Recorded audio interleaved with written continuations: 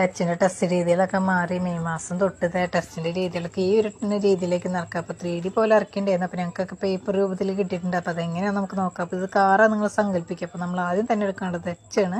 അപ്പോൾ എച്ചിലേക്ക് നമ്മൾ പ്രവേശിച്ച് റിവേഴ്സ് വന്ന് നമ്മൾ സിയുടെ ഭാഗത്തേക്ക് പോകണം. സിയുടെ ഭാഗത്തേക്ക് റിവേഴ്സ് വന്ന ശേഷം നമ്മൾ ഫസ്റ്റ് ഇയർ ഇട്ട് വീണ്ടും ഫ്രണ്ടിലേക്ക് വരണം.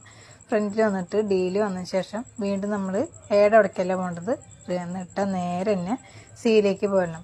ഇനിയാണ് പണിയെടുക്കുന്നത്.